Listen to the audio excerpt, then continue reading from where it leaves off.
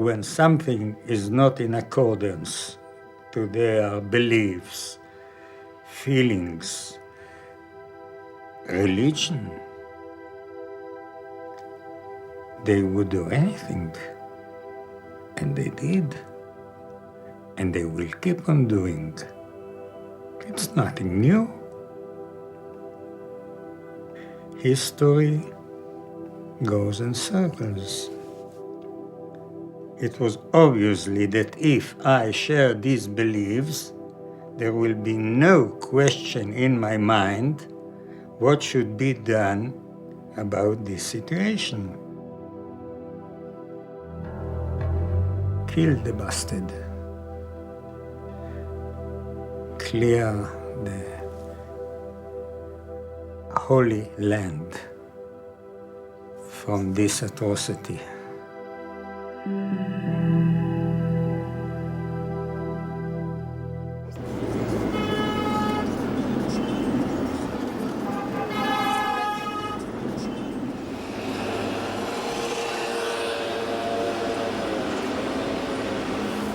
You must understand that I was then a decent Jewish boy, not a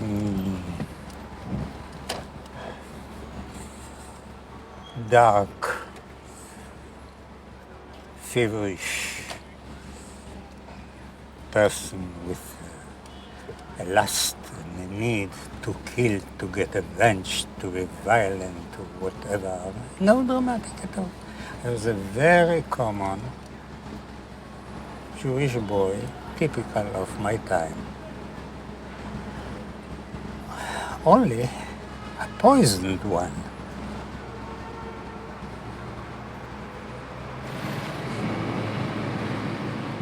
Now I feel the adrenaline in my blood mounting. Yes, the nearer we get to. Up, it was a red light, sorry. I'm carried away by. Yes, here we are. This is the Emmanuel Boulevard. Number 2.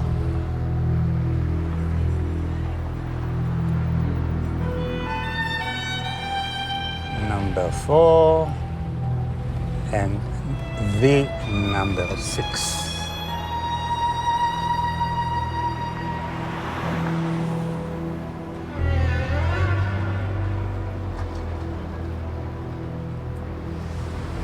So this is the street.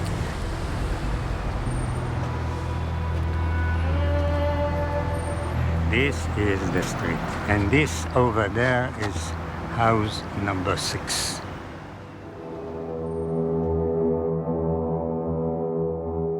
At 11 o'clock on the night of March 3rd of the year 1957, I stand hidden in the bushes. A loaded pistol, its safety catch off, and a no less loaded stillness in my heart. And I said, Israel Kastner, as if I'm delivering something. And he said, yes. Not surprised, not moved, as if he knew.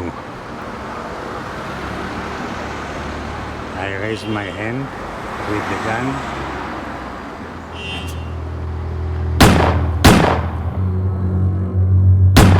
Israel Kasztner.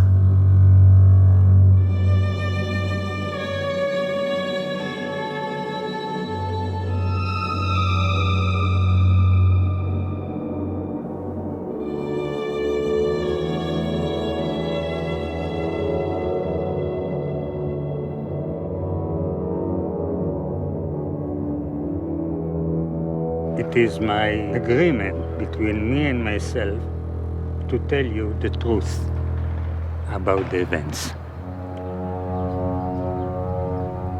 I never said that I shall tell you all the truth.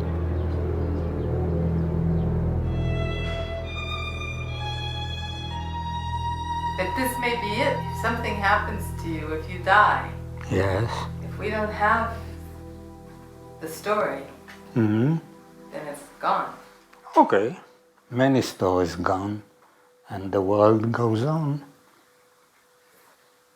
You know, it's an old mode of pondering to express something, and the echoes of the hearer comes back to you. It's one of the ways of prayer, you know. It was said that if the words that you utter come back and knock on your heart, your prayer has been heard. And if not, like birds, they gone and not come back. I need an echo coming from somebody who hears me. I'm your echo? Yes, you are. I'm the echo. You are the echo.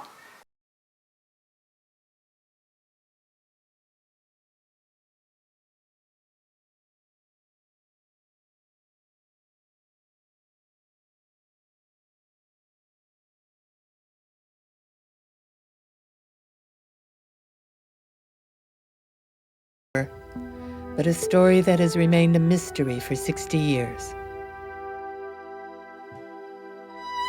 Who was this man Kastner?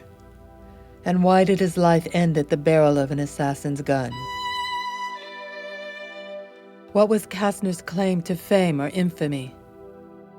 A Hungarian Jew who negotiated face-to-face with one of the most feared Nazis, Adolf Eichmann, for the last Jews of Europe. A Jew with a Nazi. He bargained for a rescue train of 1,600 Jews that went to Switzerland, and perhaps there were tens of thousands more he saved. Today, the number of generations rescued by Kastner would look like this.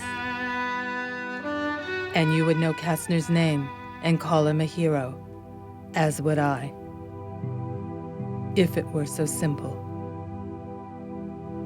Kastner was accused of making a secret deal for the train, to save his own family and friends, and not warn the rest of the Jews of Eichmann's plans to murder them. Was it possible that Kastner was responsible for not just the lives he saved, but the deaths of 500,000 more?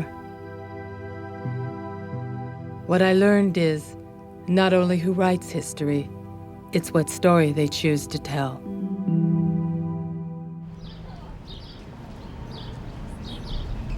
My journey to understand Kastner began more than a decade ago, when I saw firsthand the controversy surrounding him, and heard the accusations that Kastner was a collaborator, saving some at the expense of others. Here were survivors with more questions than answers. Who was selected for the train and how? That he couldn't save everybody, and he couldn't have saved everybody. He couldn't have. How was these people selected to the train? Why we didn't know about the goddamn train? They didn't tell us. No, just a minute. No, that's not so. Kastner really acted in a time when nobody acted, and was sitting and waiting for the end. So I really consider him not a collaborator. He at least tried to rescue people, and he rescued 1,600 people in the end. And there was Kastner's family who traveled from Israel for the event. His only daughter, Zsuzsi, and 3 granddaughters. I'm so grateful to God I finally met you. I want to personally say thank you to your family, to your most wonderful grandfather. A controversy quickly surfaced. The question is, why present Kastner as a hero? How many did what Kastner did? Your parents did? He was a hero. I don't know. Answer me this question. I want to regain control of this meeting if I can. With the microphone is in the hand. I'm Kastner's granddaughter, Karen. I'm asking you because I've been hearing that most of my life. You blame my grandfather for all those things. I'm just asking you, how can you do that? The rescue effort by Rezso Kasztner was the single largest successful rescue by Jews during the Holocaust. We also know the accusations leveled against Kastner and the ultimate price that he paid was leveled against no one else, and the price certainly was paid by no one else. And so there's a huge question mark that hangs over this entire story. Why? Why was this man relegated to a darkened corner of a museum, under a banner negotiating with Nazis? Where was the word hero in this drama? I couldn't get this story out of my mind. This train, this rescue to safety in Switzerland.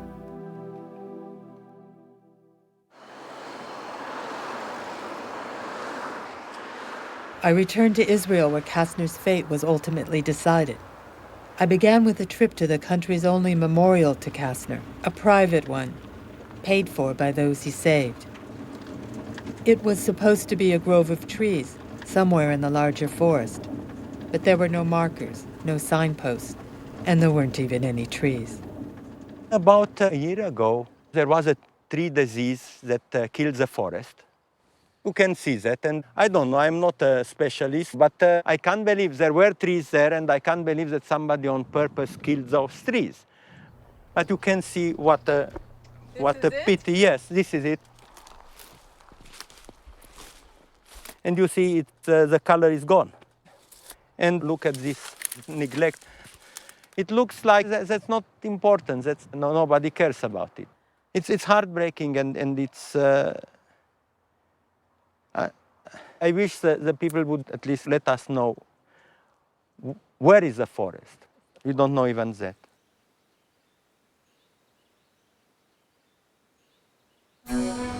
And on the streets of Tel Aviv, was his legacy as tattered as his memorial? I don't know if anybody would know about Kastner except of the old guys. No. See, I don't know. Dr. Kastner, do you know Avichai? I don't know who is Dr. Kastner. אני שמעתי על קסטנר, אבל קסטנר כזה שהוא ישב בבית סוהר. הדוקטור קסטנר. לא, אין לנו מה להגיד בקשר לזה. Was killed. He was a spy, yeah. They thought it was a spy. In so terrible time, he helped Jews. He was big hero. What was the end result? He was murdered. He was murdered. God. And if he did really save some Jews, that's a sad story. Was he Hungarian? Yes. He was Hungarian. Was he Jewish? Yes. He was. I guess I won't forget it. Kastner belonged to a small rescue group in Hungary called the Vada. From the early war years, they aided refugees fleeing occupied countries into what was then a free Hungary. Kastner, a politician and a lawyer, was one of its leaders. They were Zionists who believed in Palestine as a homeland. This maverick band became fluent in bribery, forgery, smuggling Jews to safety, and getting aid to others trapped under Nazi rule. The Jewish leaders in the capital, Budapest, did little for rescue. They thought themselves more Hungarian than Jewish, and what had been done to Jews of other countries would not be done to them.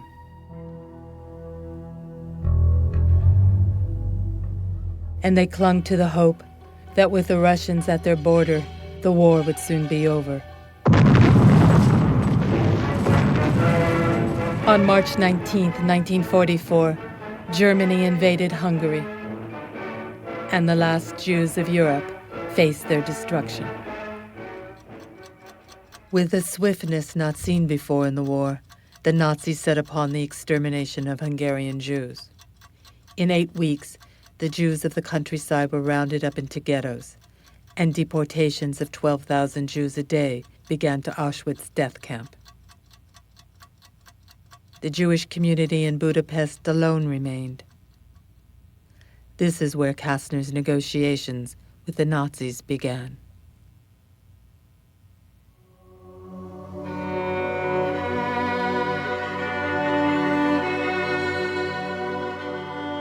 At the outskirts of Jerusalem, is Israel's and arguably the world's memorial to those who perished in the Holocaust. Here there were tributes to martyrs, Jews who died resisting, and for the righteous, Christians who saved Jews during the war. But nothing for a negotiator like Kastner. Your grandfather, if he's considered a hero, he can't be. The problem is the Israeli myth of the Shoah, of the Holocaust. Jews are victims. Now, if there was a Jew that actually did something, he was not a victim. And he was not a victim. I mean, our family's heritage of the Shoah, of the Holocaust, is not one of... I mean, the victimizing was done here, in Israel. And in Kastner's case, it didn't even help when he did die and was murdered. And Kastner wasn't the only one who saved people. No. I mean, but what does it mean about the rest of the Jews if some could actually do something? This is a complexity that I don't think the state of Israel, definitely not back then, could handle. It couldn't handle it. How difficult and how complicated it was to negotiate with the Nazis, the different faces of it. I mean, so let us see it, let us talk about it, let us learn from this. But it's like it never existed.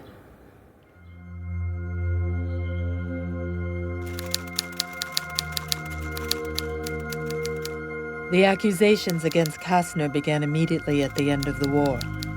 To answer his critics, he wrote what became known as the Kastner Report, describing his rescue work in Hungary. Kastner's words are chilling in their detail, as if he knew they would be impossible to comprehend. The Help and Rescue Committee, known as the Va'ada, hereby submits the following report. The special war Hitler is waging against the Jews has already caused the death of 5 million. For Hungary, liberation was only days away. Then on March 19, 1944, came the German occupation. This report is a summary of our work. Some things will seem incredible and unbelievable.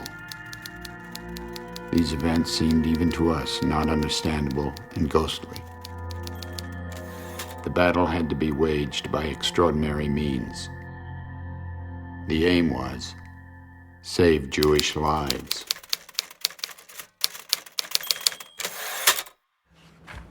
But it was his accusers in Israel who brought his downfall. This was our famous picture. Michaeli Grunwald. This is a picture we were very proud of, I remember. This Why? is the man. This is the man as he was. Here's on the cover, the man who exploded the Kastner bomb. The journalist who had a ringside seat to the Kastner affair was Uri Avneri. Yes. There was this crazy old man, Michaeli Grunwald, in Jerusalem. We all knew him, old nudnik, you say in Hebrew. And he would send out sheets of paper, absolute trash and nonsense. He wrote about Kastner, saying Kastner cooperated with the Nazis for the destruction of Hungarian Jewry and did this in order to save his closest friends. Grunwald, when he wrote this, knew absolutely nothing. It was gossip traveling in anti-Kastner circles. And he just took it up, and as he did everything, he just wrote it down and distributed it. No one took it seriously. The state of Israel, however, took it seriously. Kastner, now a spokesman in the Israeli government, was forced to clear his name and sue Grunwald for libel in a court of law. It was unimaginable, the Attorney General said, that anyone with even a small suspicion of collaboration with Nazis was in the government of this new, pure, idyllic state.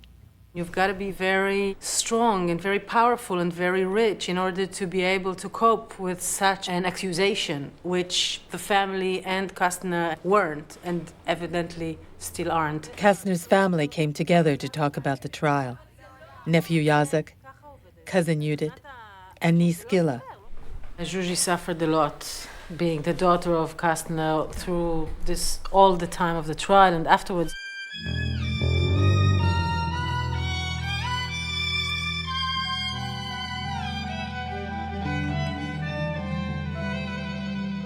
Hadn't changed a bit since then. Exactly the same. The shrubbery, the same fence, everything is the same. It's amazing. It's unbelievable. Everything stayed the way it was. I was about 9.5 years old at the time.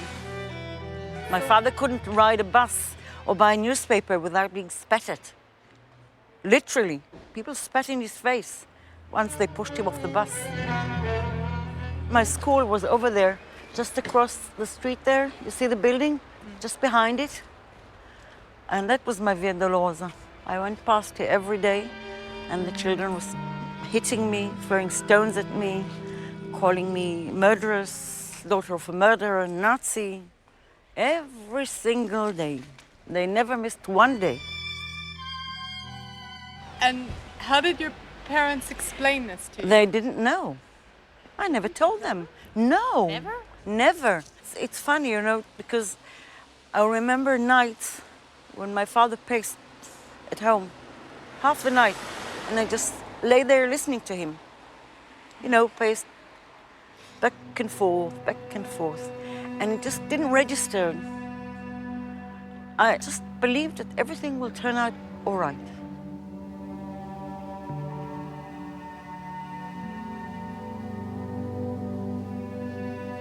At the beginning of this trial, we thought that it is not a very serious issue.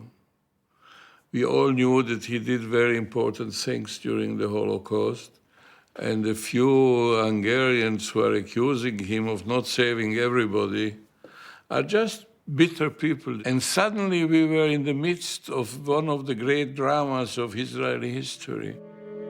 This started the first great argument in the country about what happened in the Holocaust. The trial, Criminal Case 124/53, was the State of Israel versus Malkiel Grünwald. The government representing Kastner sued Grünwald, the defendant. It was supposed to be one of those in-and-out cases over in a few weeks. They even picked the smaller court, the Jerusalem Peace Court, still to this day shared with the Russian Orthodox Church and its adjacent building used by its clergy.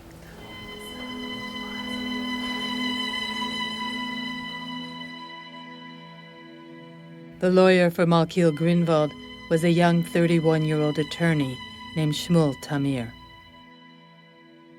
First of all, we have to understand that this trial, except of Eichmann's trial, this is the most important trial which took place in Israel, maybe in the Jewish world as well.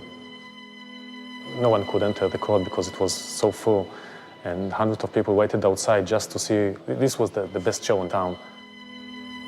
My father believed until his last day that Kastner was a collaborator. Sometimes I thought maybe my father was wrong. Maybe it was difficult to judge what this guy did or didn't do during the war. But as I read it again and again and again, I myself became convinced. Because this agreement, we have to ask ourselves, why were the Nazis ready to give Kastner the train? Why did they do it? They had any interest in saving lives? They were losing the war and still they were killing Jews, 12,000 Jews a day in Hungary. Here we got him. Here's Kastner. Beginning of the trial. Kastner's role in Budapest was completely unknown to any of us. He had been dealing with Eichmann. He had been going in and out of the Gestapo headquarters, dealing with as equals in the name of nobody. Only very slowly, as the trial went on, this puzzle filled in. The Germans at the end of the war needed supplies and goods. Adolf Eichmann saw Kastner's small rescue group as agents to international Jewish wealth and power.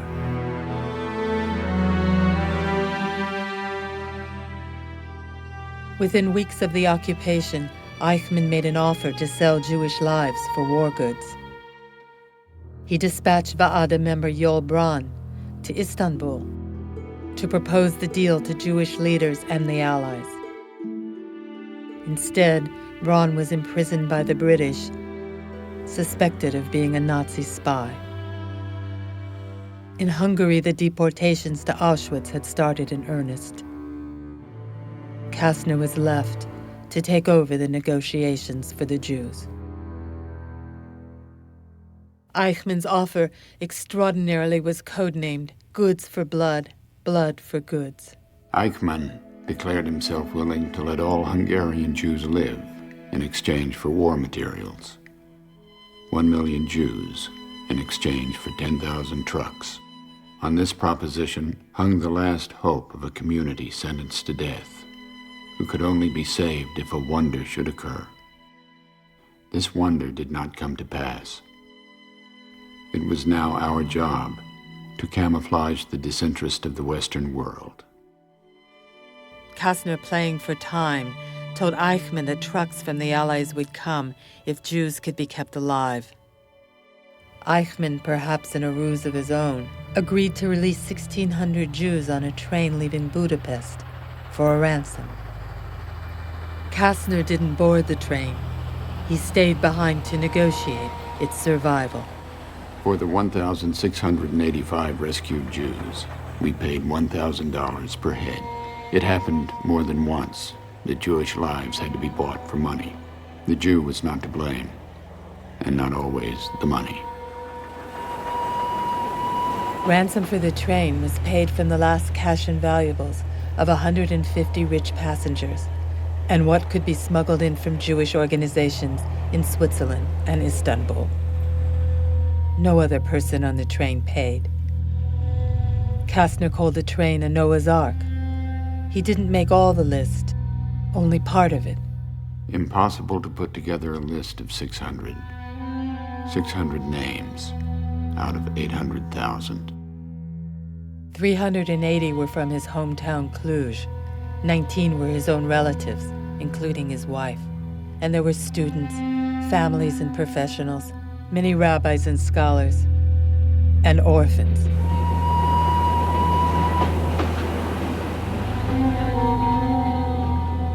And then there were people who just jumped onto the train at the last moment, who were on nobody's list. They were supposed to go to a neutral country, like Spain or Portugal, but the route kept changing. The train lines were blocked. The train went east, and then it went west. At one point, they thought they were going to Auschwitz. But Eichmann didn't send them to the worst of the death camps. He decided to keep the Kastner train as hostages until the trucks from the Allies would come. On July 9th, 1944, a week after departure, the train arrived in the concentration camp, Bergen-Belsen.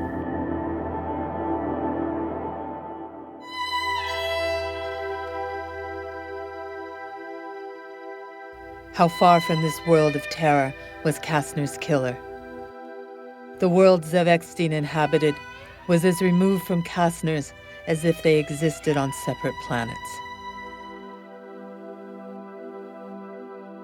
And how did he become a player on this stage, someone who knew nothing of the Holocaust? I looked for him. I looked for answers. I found myself in Jerusalem, in streets so narrow, only walking was possible. Finally, I turned into a small walled area, and at a blue metal gate, I found where Eckstein lived, a free man in Israel, the past 40 years. The words in yourself. You said to yourself, I have to kill Kastner. I'm going to kill Kastner. What were the words that you said to yourself? It was not the way you put it. It was a process of ripening of the possibility, and then the intention, and at last the doing. Ze'ev Eckstein would have been a child at the time of the war, living in what was then called Palestine, before Israel was even a country, a territory under British rule. The Jews were represented by a quasi-government called the Jewish Agency, headed by David Ben-Gurion. I was born at 1933, 6 years after that. The Second World War broke, and the world became turmoil. And the rumors and the echoes from around was accumulating clouds and fears and nervousness, and it didn't really touch my life. And yes, my life was in a way, even after youth, quite boring, quite normal. And I wanted to participate, to grow up soon, to become a soldier. Because the suffering of my people, the Jewish people, it was not something that happened elsewhere without any bearing on me. It was a living history for me. And this is why I reacted when time came to react.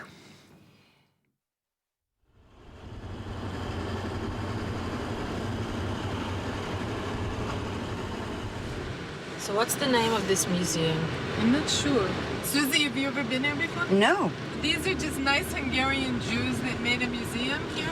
As far as I know, I don't know much about it. I only know that there is a museum, and I think that one of the reasons that I didn't come here, because I'm always afraid that I'll be disappointed.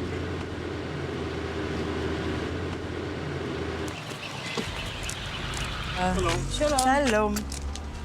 אני רוני לוסטיק. מרב מיכאלי. ואני ז'וז'י קסטנר. אתה המנהל? אני הבן של. הבן של. הבן של. Please go in. My mother is very humble. לא, פעם ראשונה האורחים של משפחת קסטנר פה. כן. Yes. First time. כן. First time.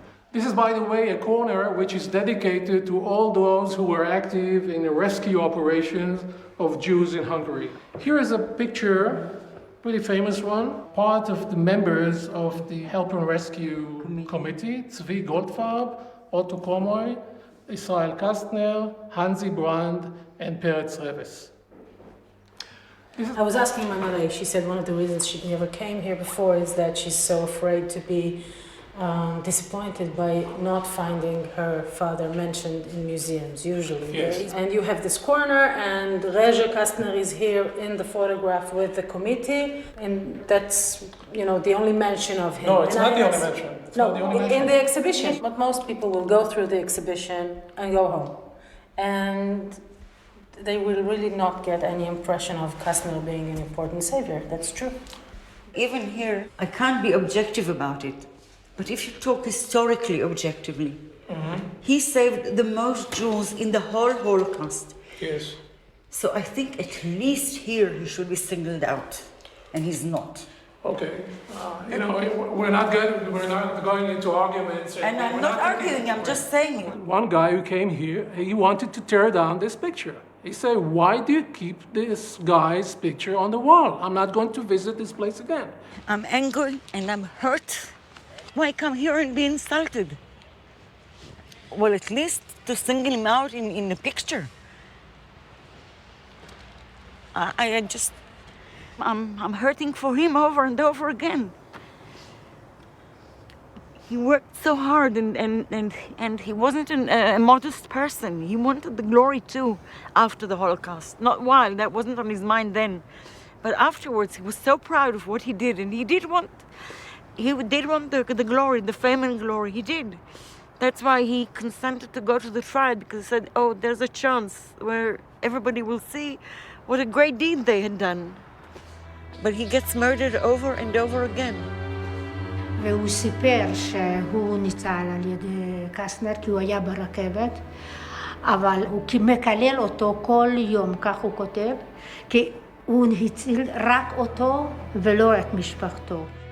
כי הנושא הזה מאוד כבד, מאוד רגיש, מאוד קשה, אז אנחנו לאט לאט מסבירים. Okay, I'll try to explain to her. Where is she? Oh, Mama. Hello, hello. How are you? I'm okay now. Oh, good. Thank you. What were you doing there all this time? Listening. Listening. Listening. Good, okay. Such a concept. Yes, thank you. I don't know why you stormed out of there like that and why you wouldn't come back. Because I didn't want to. Like I said, I was angry and hurt. Usually you are angry and hurt because people will not put Kastner on display because they think he's controversial, because they don't understand what he did, or because they don't know what he did. But this isn't the case. What the mother said to me, she said you have to feed them by spoon, by a teaspoon. It's because they come sometimes with so much, rejection and so much negative baggage that you have to feed them by spoon.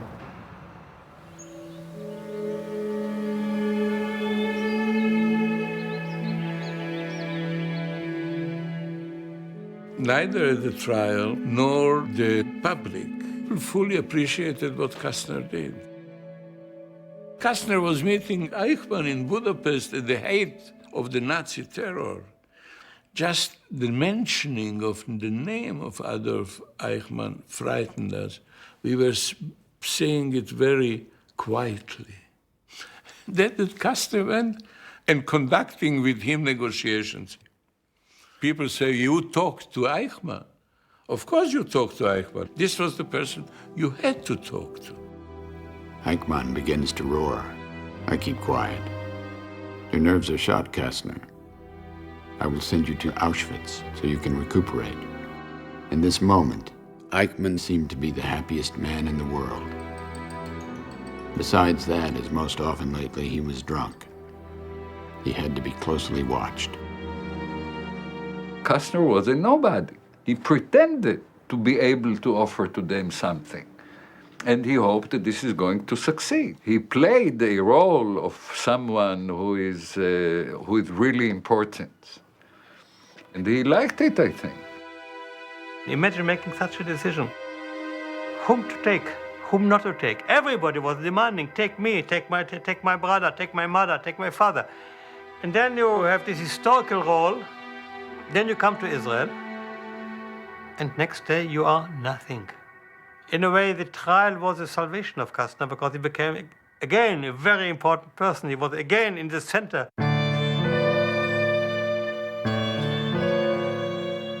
Kastner arrived in Israel December 1947.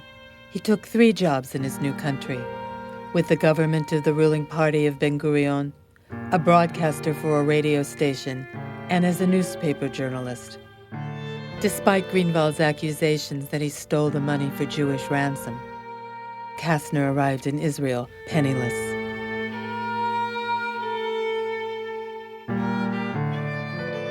In 1952, when I was 21 years old, I started to work in the Hungarian language daily in Tel Aviv called Uikelet. And the night editor of Uikelet was Dr. Rezso Kasztner. I remember the first compliment I got from him, which is typical of Kastner. He said to me, Tommy, now you are beginning to be a real journalist, and it's time for you to go down to the kiosk and bring me cigarettes. This was my anointment. He was a very charming, sharp-tongued, intellectual Hungarian Jew, and he was a ladies' man, and all the ladies in our office were in love with him. He was a charmer. He was a charmer. He was a very good-looking man, that for sure you know. I thought, this is a man with charm. This is a real charmeur. What was the most difficult thing for him during the trial? He just couldn't grasp why people don't listen. Why don't they listen to him? This is a picture in court while Kastner was giving evidence. Kastner on the witness stand, Tamir cross-examining him, and Greenwald listening. It was the Kastner affair which for the first time brought the Holocaust home to us. We who have been here in Palestine, practically in complete safety, cannot even imagine. Who can imagine it? At the beginning of the trial, Kastner basked in the limelight, testifying to his rescue work in Hungary. The judge even suggested Greenwald should withdraw the accusations and call it a day. Then Tamir turn the tables on Kastner. צריכים לעצור את המשפט. אוקיי, עכשיו דוקטור קסטנר נאשם. הוא מיעד תוך כדי המשפט, הפך להיות נאשם, מבלי שהייתה לו אפשרות להתגונן. נכון.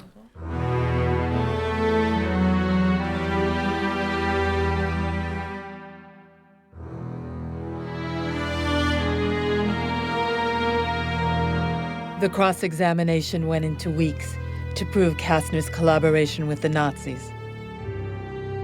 Why didn't Kastner warn the Hungarian Jews of deportations? Why didn't he lead a revolt?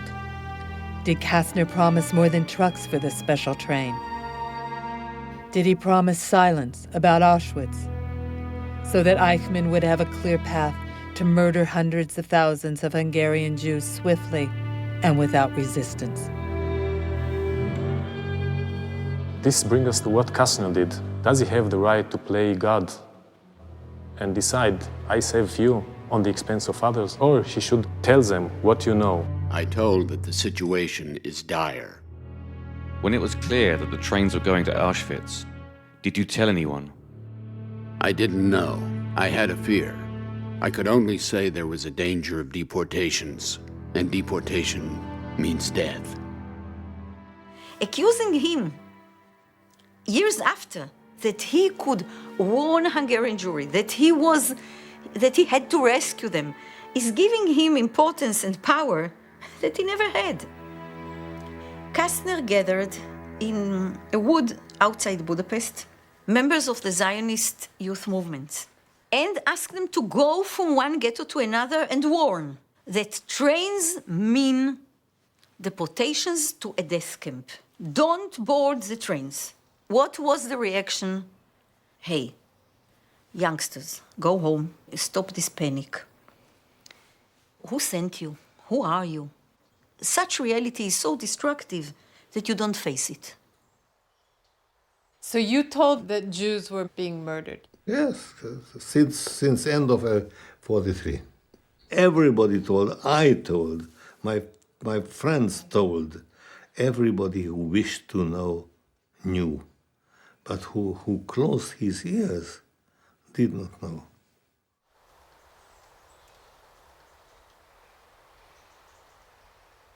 I remember very well one sentence he said to me. He said, look at me, I was a product of the circumstances. And under the circumstances in Hungary, I was a hero. And he considered himself to be a hero. But in Kastner's new homeland, heroes didn't talk to their enemies. A hero was one who carried a gun in his hand, not his hat. Like the Jews of the Warsaw Ghetto in Poland, who put up a last desperate resistance. 750 Jews against German soldiers, tanks, and planes. For the Jews, it meant death, but death with honor. And the ghetto uprising became the symbol of heroism for the new state of Israel. The rebel in Ghetto Warsaw, which is something that I admire, of course. They didn't want to just die without, giving a fight. You got to give them for it. Yeah. But that's all Yad Vashem can handle. That's all the state of Israel can handle. Unfortunately, it's so bad for us. Shouldn't you commemorate this kind of courage, this option of living side by side with those who gave up their lives? At the heart of the Kastner trial was the question, whose country was it? Those who compromised or those who resisted? Before Israel became a nation, it almost led to the brink of civil war. It came to a bitter head under the British Mandate and the British harsh immigration quotas for Jews fleeing occupied Europe. Ben-Gurion and the Jewish Agency believed that the British were invaluable allies against the Nazis. Other Jews, mostly from the right wing, saw the British as the enemy, preventing the rescue of European Jews from certain death.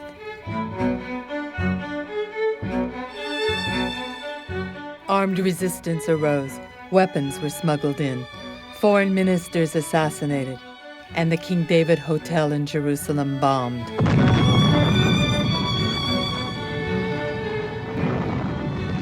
Killing more than 80 people.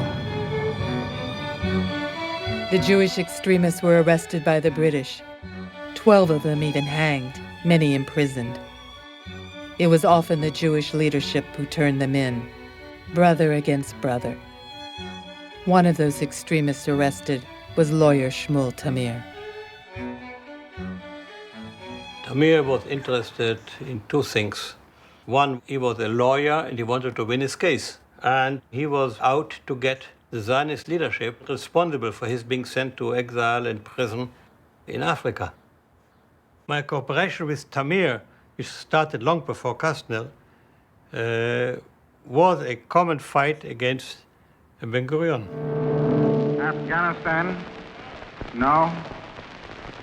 Argentina, abstention. When Israel became a nation and the British mandate lifted, it was Ben-Gurion and his party, called Mapai, that took over the leadership.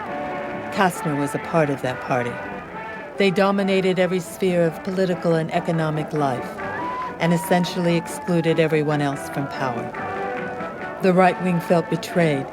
They had paid with their blood for Israel's independence and earned their right to be players in their country's future. In Kastner's trial, they saw the perfect vehicle to bring down, as they saw it, Ben-Gurion's traitorous government. We saw this as dynamite, as it actually was. I had Ha'olam Hazeh, which was by that time a powerful instrument.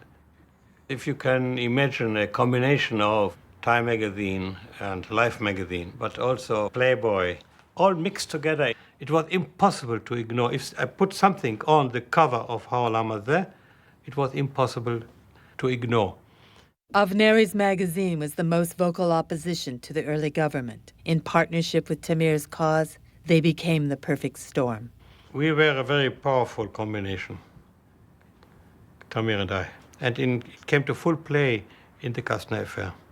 You kept the Kastner trial in the headlines. I mean, it was... We put it in the headlines. It was not in the headlines to start with. We put it in the headlines, and we saw to it that it stayed in the headlines. Tamir and Avneri used the Kastner trial to fight the government in the courtroom and in the press. Others nurtured their anger in the extreme edges of Israeli society, biding their revenge for a future day. Ze'ev Eckstein stumbled upon one of these groups. I belonged to the good guys. My parents, my government, my police, my everyday life. And when I met others who talk about revolution, who talk about actual taking weapons and change the situation, at the beginning, it was against my conventions. So I consider them enemy of the state, enemy of the nation. The underground. The underground, the secret wing of it. The name of this group? The name of the group, Sulam. The Sulam was a political club of a certain right-wing circles. Sulam, from the book of Genesis, meaning ladder joining the earth to heaven. The extremists in its shadows envisioned a kingdom of Israel whose borders would reach the biblical promised land. When you decided to inform, well, I went to the police to tell the police, you should know there are troublemakers, underground, whatever. I didn't have the terms then. And there it all started. Because nobody was impressed with my naivety and my goodwill and my patriotism. They realized that a stupid, sucker young person come to them and they can use him. And they did. The Shin Bet, Israel's secret service, recruited Eckstein as an informer and sent him back to the Salam to report on its extremist fringe. And the bastards, mind you, of the Shin Bet, they sent me there like a lamb into a lion's cage. No preparation, no backing, no antidote.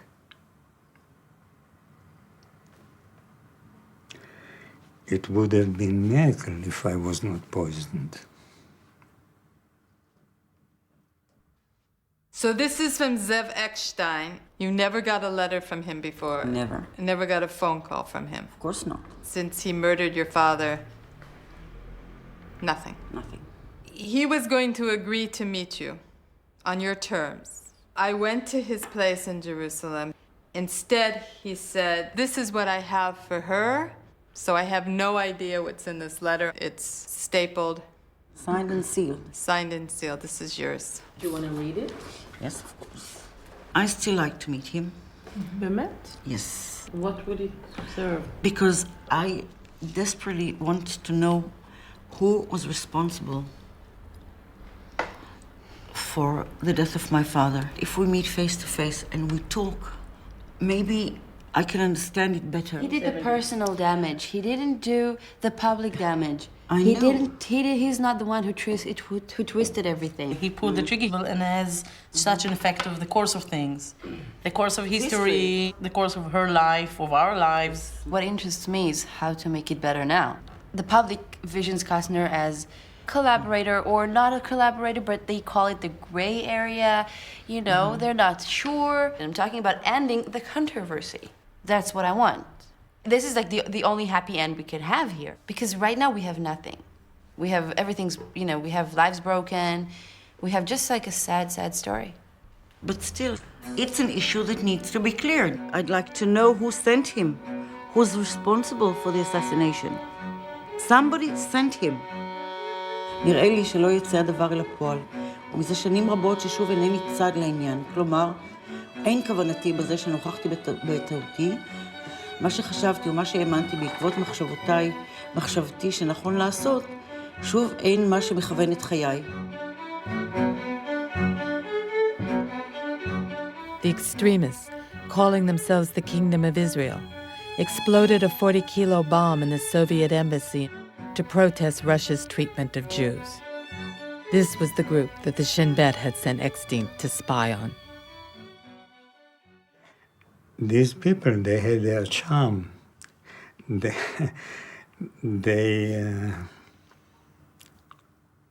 They cared about me.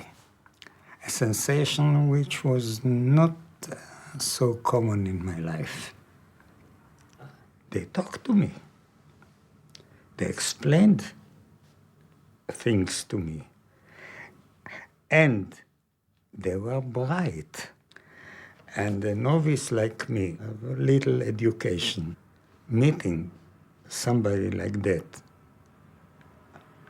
it was a meeting of a dwarf with a giant. And slowly, slowly, there was a real inner change in me. My opinions turned, my convictions changed. And at one point, I realized that what was the good guys are the bad guys, and the bad guys, wow, they are the creme de la creme of this nation. You changed sides. Yeah, I did. So you didn't continue to act as an agent for the Shin Bet. You changed sides. Exactly. From being one of us, I became one of them, with body and soul.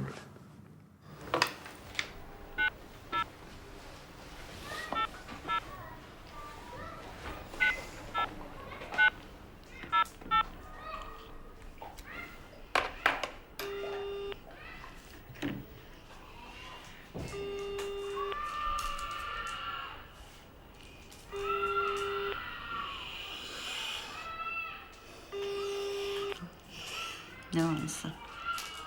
Hello? Hello? שלום. מדברת ז'וזי מיכאלי קסטנר. שלום לך, שלום לך, הנה אנחנו. התקשרתי לבקש ממך שתשנה את דעתך, שניפגש בכל זאת בצורה כזאת שזה יהיה מוקלט. תראה, זה לא משהו שזה בינינו. אין כאן בינינו, אין כאן דברים אישיים. זה מצד אחד אישי, מצד שני זה לאומי והיסטורי, אין מה לעשות. יש הרבה דברים שהייתי רוצה לשאול אותך. איך אני אמור לקרוא לך? מפני שאקרא לך סוזי זה לא... לא, למה? זה שמי. זה בסדר? מעולה. את נמצאת באיזשהו קרוסייד שאין לי שום דבר מה להגיד עליו, מפני שזה זכותך הגמורה, אבל אני לא אזייף מציאות פנימית שלי. כן. כדי להתאים למשהו או למישהו. מאוד מודה לך, ואני ממש מבקש סליחתך שלא יכולתי אינני יכול להיענות לדבר שהוא כל כך חשוב. וחבל שכך. אני חושבת שחבל גם בשבילך. אז יום טוב. לך מאוד. ביי. ביי. I really wanted to ask him many questions. Some of them, you know, I really know nothing about him. I would have wanted to know where he grew up, what happened to him. I would have wanted to hear how could he have killed in such cold blood.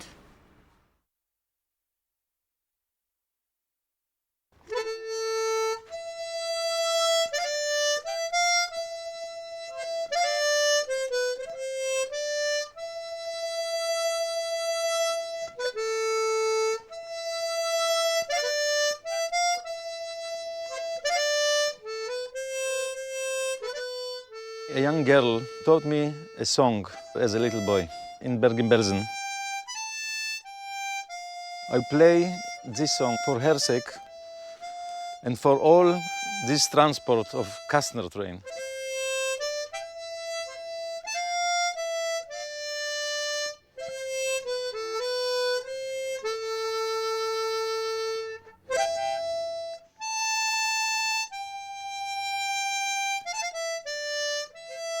This is the same as I remember it. Almost exactly the same. This was the moment I understand that this is the last station. From here, east is the road till the gate of the concentration camp, Bergen-Belsen. I'm Jewish Kastner. Yeah, welcome. I'm glad that you're here because your father played such an important role in the history of this camp here. No? Nobody can do what her father done. Mm-hmm.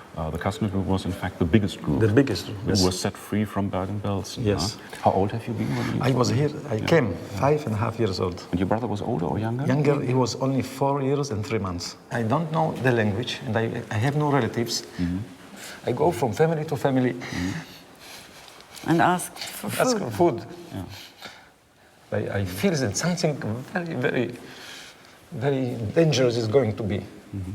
For everyone in the Kastner group, it was totally unclear whether this negotiations would lead to their release from Bergen-Belsen or would mean Auschwitz.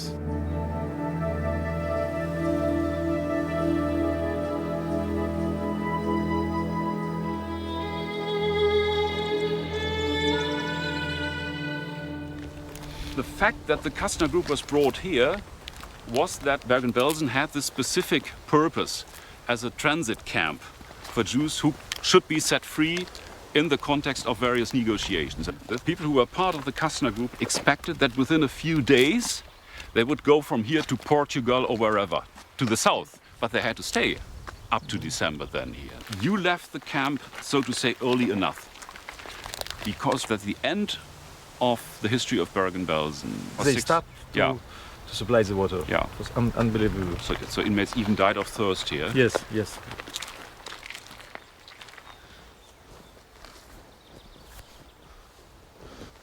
This was the barrack. This was the barrack. Here was the barrack. Here. This is the place. Unbelievable. Unbelievable. This is a picture made by an artist named Irshai in the camp.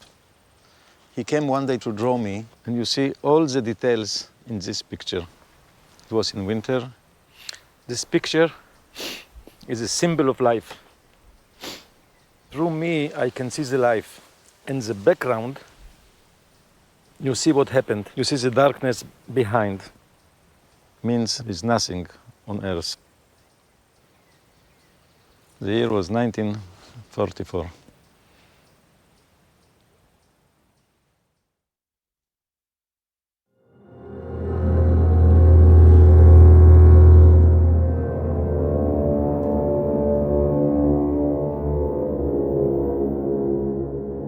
The Kastner trial had gone from weeks into months, and Kastner from plaintiff to defendant.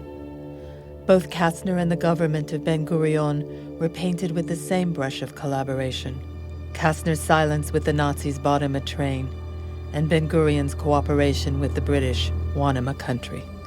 With all the finger-pointing, no one seemed to be blaming the Nazis. Here, the regime of collaboration.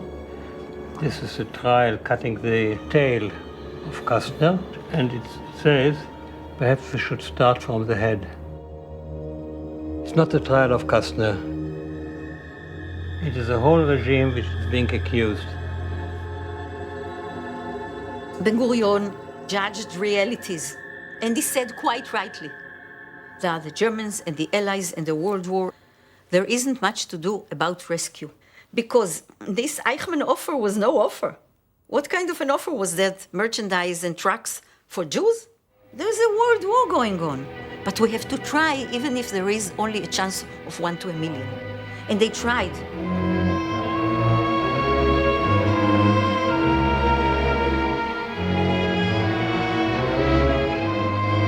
Ben-Gurion sent Chertok to London, where Weizmann stayed.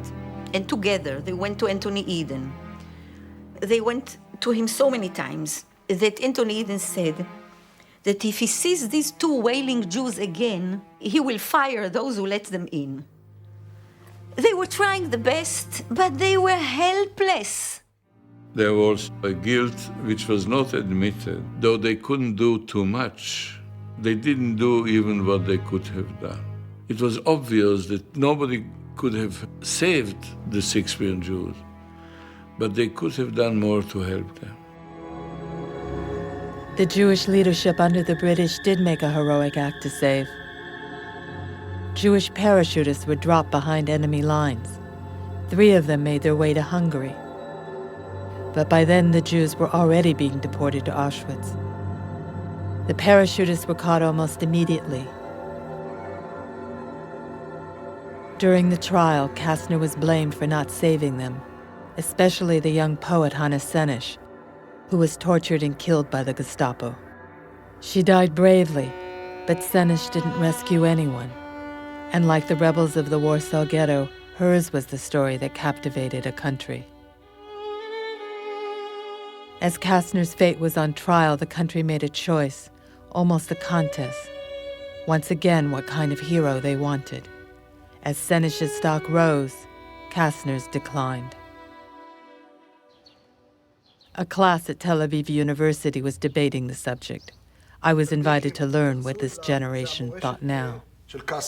לא שמעתי בכלל על קסטנר, לא ככה לגבי חנה סנש, שמן הסתם גדלתי ושמעתי ושמה פוהר. היא הייתה ממש גיבורה, עם ישראל היה זקוק לאיזה רמבו באותה תקופה. אני חושבת שמדינת ישראל אוהבת את הגיבורים של המתים. כגיבור מת, אחרי כל מה שהוא עשה, שכן היו מתייחסים אליו כמו על חנה סנש, וכן היו נותנים לו את הכבוד ואת הרחובות ואת האתרים והכל. אני חושבת שכיום מוטב לנו יותר ללכת לפי הזיכרון של קסטנר. יותר לדבר.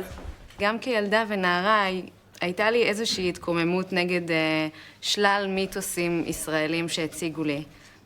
אני הרגשתי הרבה פעמים שכל החינוך הזה לנכונות להקרבת חיים הוא לא נכון, ואני לא רוצה לחנך את הבת שלי שתעשה ככה.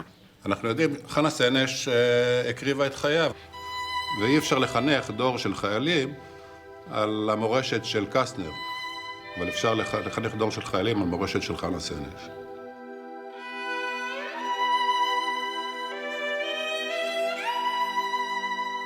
How did the survivors act during the trial? They were afraid to speak up, to open their mouths.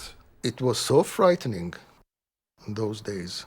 Even the mentioning of the name Kastner was frightening. זה היה מיד אחרי המלחמה, אנשים חיו בעולם אחר לגמרי.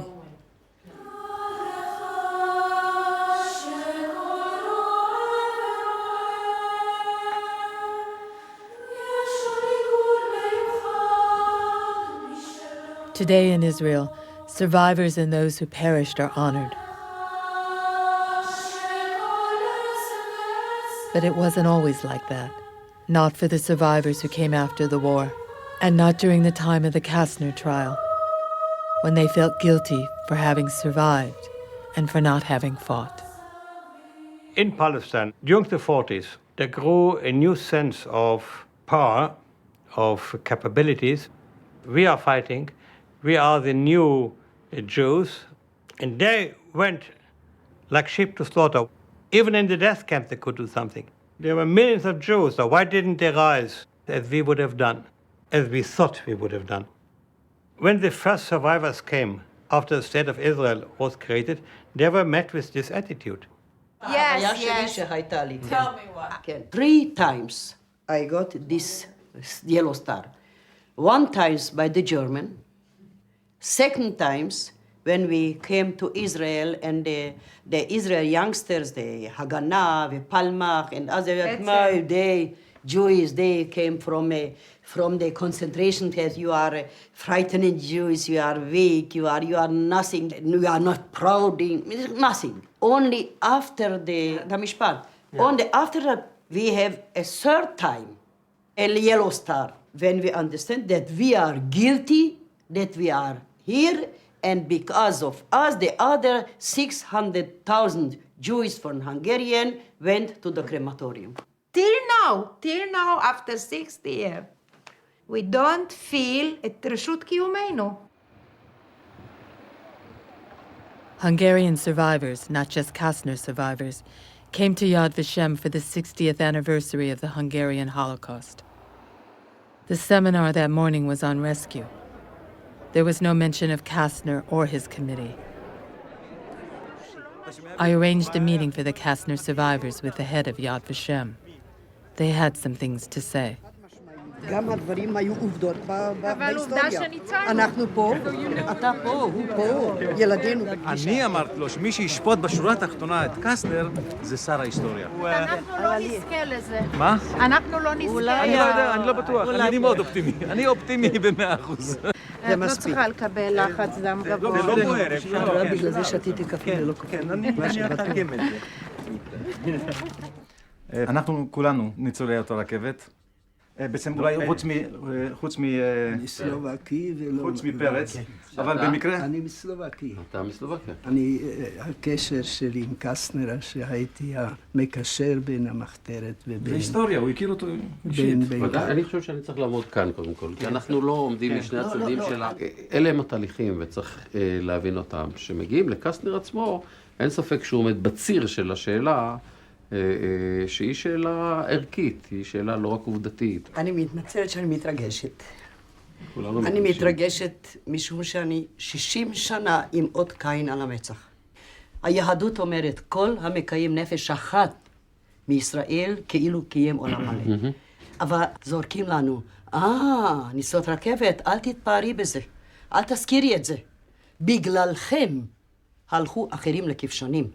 את מאוד כואבת, אני שומע את הכאב בוערת, את כואבת, את בוערת, ואני יודע מה את מרגישה. אני יכול להיות אמפתי, אבל אני חושב שאין צל של ספק שקסטנר עשה הצלה, עסק בהצלה, אלה עובדות ידועות. מה יכולה ליד ושם לפרסם ברבים שהוא הציל? אנחנו מוסד אקדמי לכל דבר ועניין, ואנחנו עוסקים במחקר, מחקר. הרכבת מוצגת במוזיאון?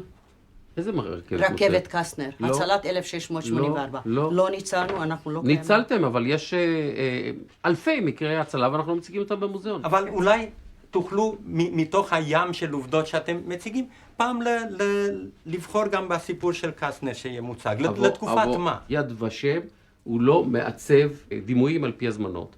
ברצינות אני אומר. אבל אני פעם ראשונה נפגש עם אנשים שמשדרים את ההרגשה הזאת, כל כך חריף, אות קין, ניצול סוג ב', אני לא שמעתי את המילים האלה עד היום.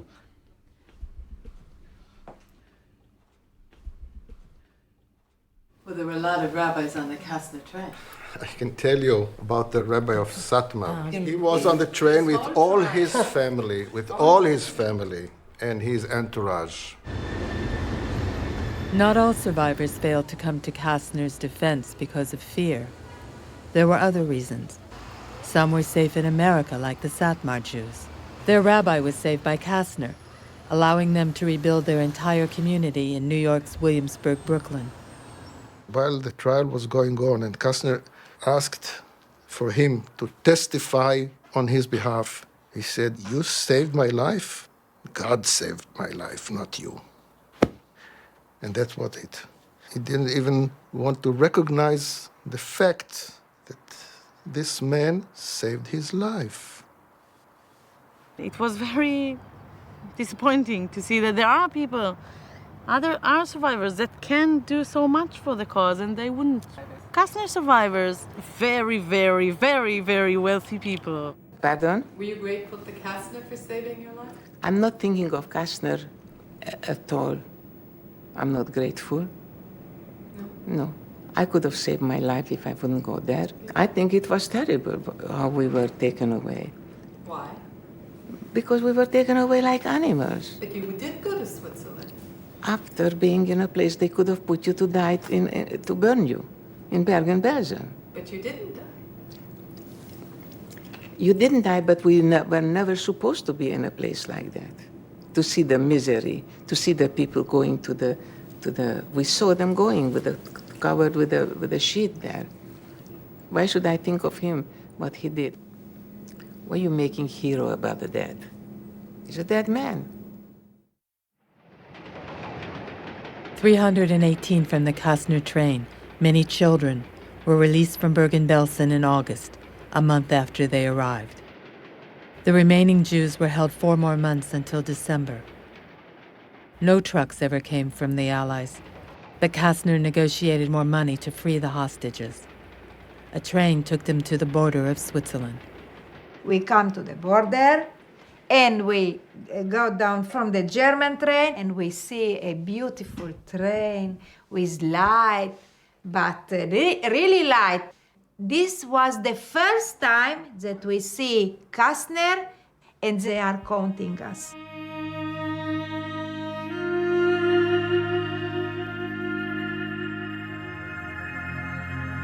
When we arrived to the Swiss border, I saw Kastner running here and there. But the first question, where are my darlings? Are they here? Where are my wife?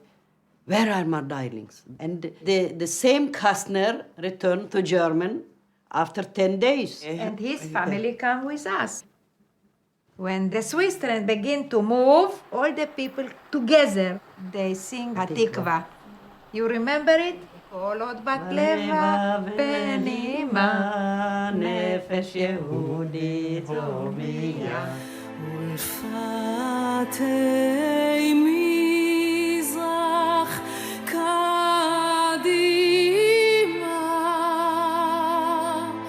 עין לציון צופיה.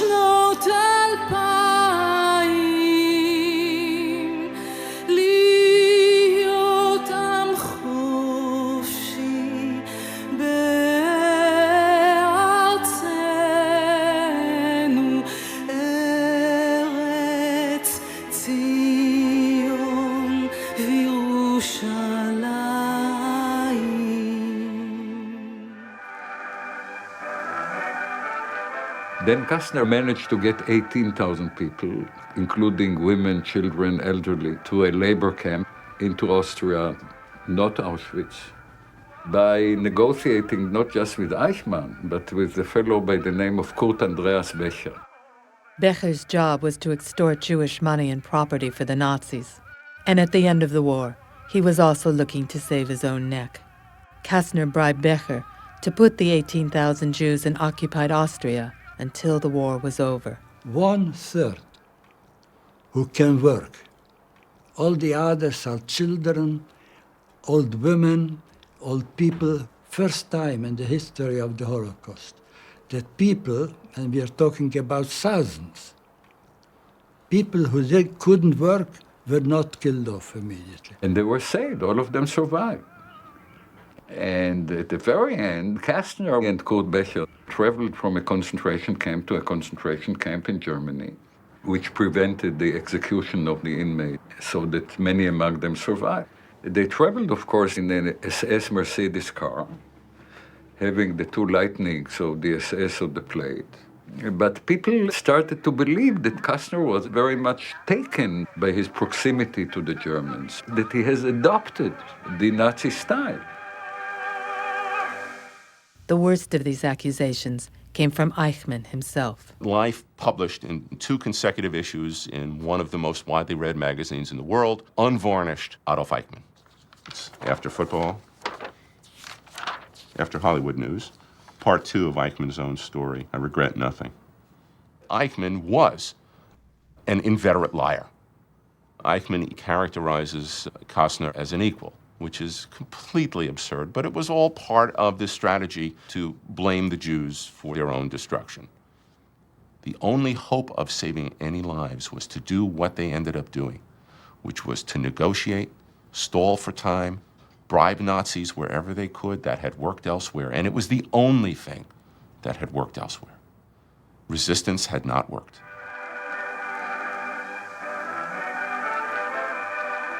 Kastner rejoined his family in Switzerland in April 1945. Zsuzsi, their only daughter, was born in December, and they left for Israel 2 years later. Zsuzsi Kasztner found old wire recordings her father had made over 50 years ago, and they are listening to it for the first time tonight.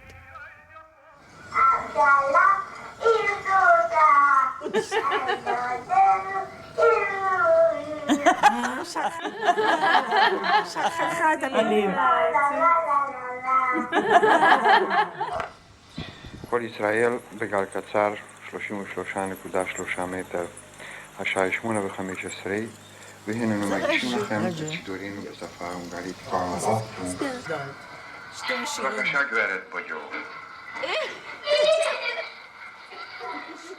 Még soha se fájt a szívem őszi éjszakán, még soha se sírtam úgy igazán, még nekem az életemben nem volt nagy az egész, életemet adnám neked egy csókodért. Énekelte Bogyóka, a világhírű Bogyókotáltó a No, for us it's the first time we ever hear their voice. Ever. Yeah. It's not what I imagined, not at all. No, I thought he'd have a thicker voice. Because he was so tall. How come he had such a tenor? He was not tall. He was not tall? No, not tall. He was one shock. It was lovely. It was so sweet. And we always talk about Kastner in terms of tragedy and what happened with the trial and after the trial. And you hear them having so much fun and you understand that there was good life before all of that happened.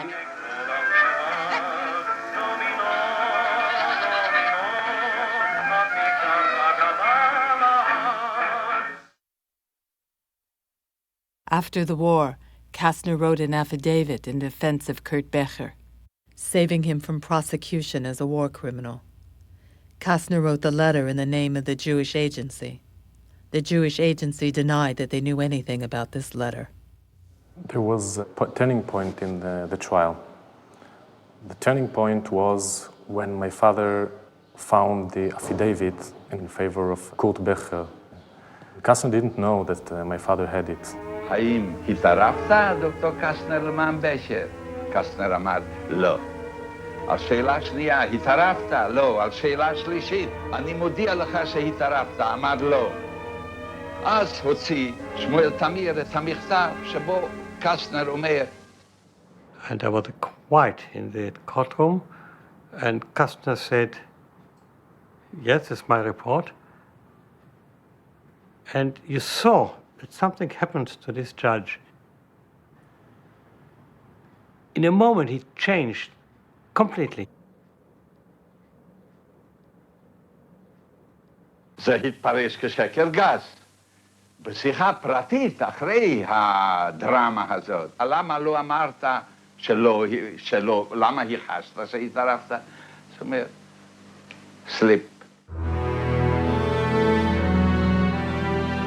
Kastner was put by the court measure affair into an absolutely impossible position.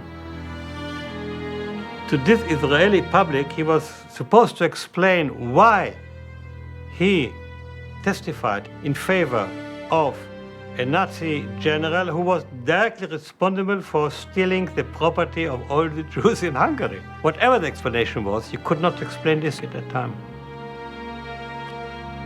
You can hardly explain it today, I think.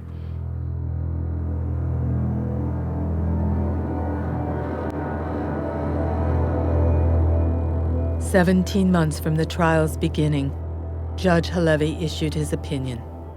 It was over 300 pages and took nearly 14 hours to read in the courtroom, concluding that Kastner, in dealing with Nazis, sold his soul to the devil.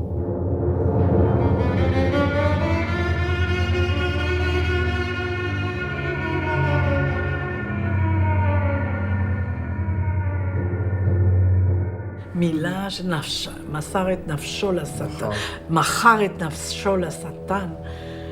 It was, we took our, it was unbelievable. It was suddenly a darkness fall on us. This was the feeling. סוף העולם, the end of the world.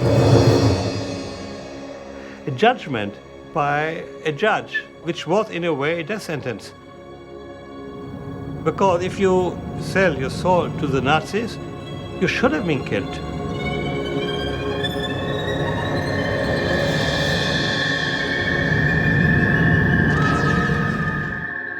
When Judge Halevi's verdict was announced, my father was, I wouldn't say happy, he felt satisfaction. He used the expression that Kastner's soul was burnt in Auschwitz. Like the bodies of the Jews were burnt in Auschwitz, his soul was burnt in Auschwitz. ונפשו נשרפה באושוויץ, עד אשר הפך לסוכן היהודי הגדול ביותר בשירות הנאצים באירופה במלחמת העולם השנייה. When Halevi made this judgment, this was a shock, a total shock in Israel. It brought the government to fall. The government fell down on the eve of elections. Now, I went to Kastner, and I put it before him very clearly. Now's the time for you to come clean. Give me a statement, I'll write it down, I'll publish it. I convinced him, and he started to dictate to me, and I wrote it down very rapidly because I was afraid of breaking the spell. And then the doorbell rang. There was the whole gang of Hungarian Jewish leaders, and they started talking in Hungarian. And then Kastner said, "Excuse me, please give me the paper." I promised him in the beginning that I would not publish anything before he reads it and confirms it. I said, what happened? That, they convinced me they're right. I'll be destroyed, so I can't do it. And I believe that he signed his death warrant at that moment.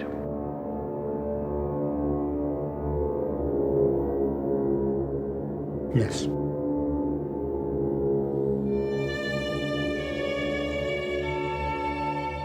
When this Kastner affair and the man himself was discussed,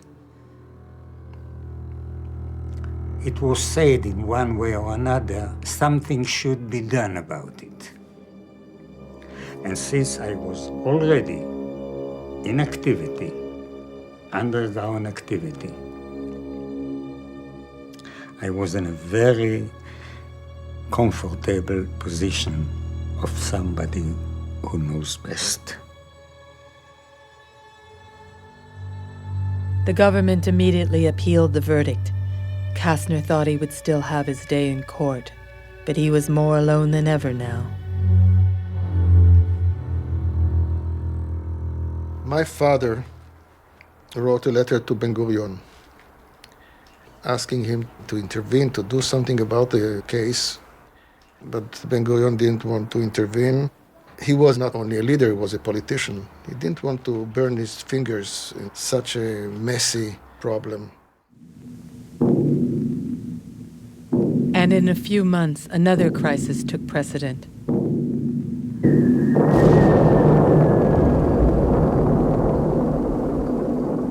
Egypt had closed the Suez Canal. Israel, Britain, and France retaliated. The war lasted only days before the entire Egyptian peninsula of Sinai was conquered.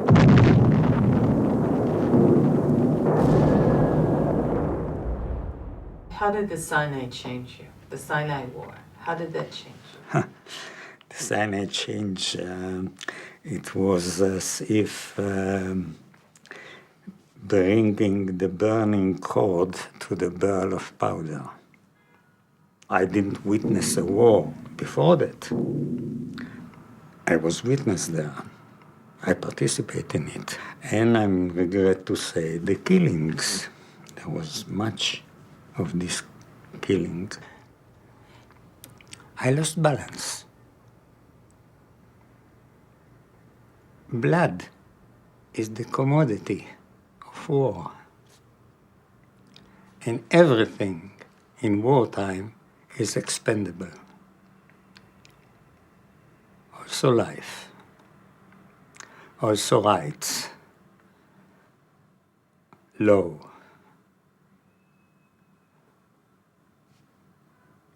You can easily imagine what an impression and disorder and turning upside down of the values of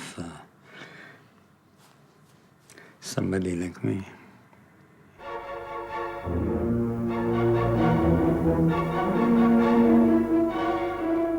Israel was forced by the United States and the UN to give up the Sinai Peninsula only months after its capture. For the extremists of the right wing, it was another betrayal by Ben-Gurion, giving up land and the promise of the Kingdom of Israel. The go-ahead was given to kill Kastner. His murder would be a warning to all the traitors in the government. Their turn would come. Weren't you worried about him? And wasn't the family worried about him? Will he take it? Of course we were worried. We were afraid for his life. אמרתי, רז'ה, עליך לדעתי, עליך לקחת את האישה ואת הילדה ולברוח מכאן, יהרגו אותך הנה, יהרגו אותך. הוא לא רצה להשלים עם העובדה, אמרתי, אבל רז'ה, הכדור הזה שנועד לך, זה כבר נמצא בקנה של איזה אקדח. So they sent you to Memphis? Yes. I was sent to Memphis for operating instructions. Memphis was burning in a flame of hatred, ardent hate for all Jewish leadership. And he said to you? Let's do away with the bastards and start with Kastner. The people of Israel will make a revolution. Tanks will go in the streets and bomb and shelling, after which everything will be different. History will be different. The weapons were provided by Menkes, but all the rest was up to me, which I did. I found the accomplice, Dan Shemer, and we discussed how we shall have a car to do it. Should we start when you first met Eckstein? I met Eckstein in the army. We were in the same platoon. Occasionally, I met him on the street in 56. What do you think about the situation politically? And I said, fuck, shit. It was right after the withdrawal from Sinai. And the mood on the street was down. It was very sad. Our views were the same. I mean, we were extremely on the right wing. So when he told me, listen, we are going to kill Kastner, I said, ho, ho, ho, ho, of course. Why not? So I was very excited. I said, really? People are going to do something? Take me in consideration, of course. How old were you? 21, 22. Eager to do something, sick of doing nothing. Last I saw Kastner the night before he was assassinated. Because we were at that night together in the office of Michaeli. And he said, let's take a walk. We wanted some fresh air. And we were walking, this was near the central bus station. And I didn't think he had something specific to tell me. He just wanted to breathe some air in every sense of the word. And then a cat overturned something at close quarters, and we heard some noise. And I saw that Kastner is frightened. And then I understood that he is fearing for his life. The cat. And the next day he was murdered.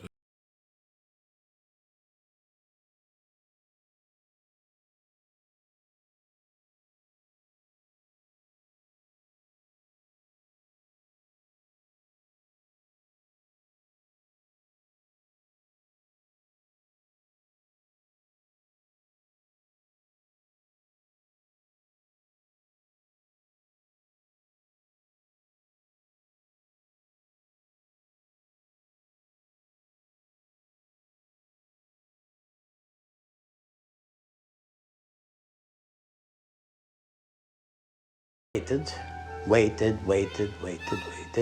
Where? In the jeep. And we waited there, and finally he said, that's it, he's here. He's coming. And he went out of the jeep. Did you see anything? No, nothing. And I heard shots. Oh, I didn't. I can't remember, did I hear or not. And then he came back and said, drive. And I drove. That's it.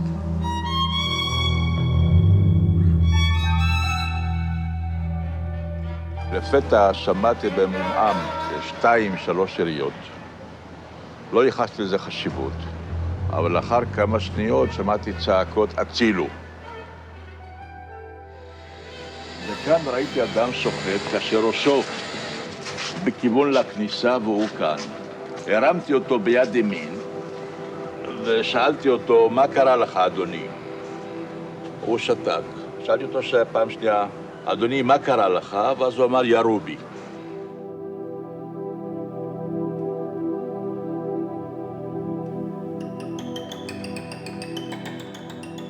My mother started knitting me this sweater. She was knitting it on the night that my father was murdered. And then when she heard the shots, she stopped knitting and she never...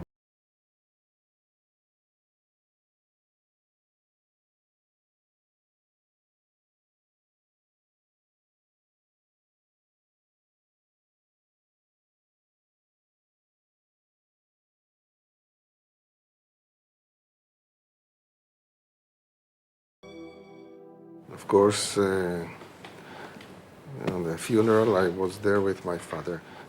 I went along. It was on Purim. On Purim Day, yes. The funeral was on Purim Day. That one side of Tel Aviv, there was the funeral, and the other side, there was the Purim spiel, the Ad Lo Yada. The festival. The festival.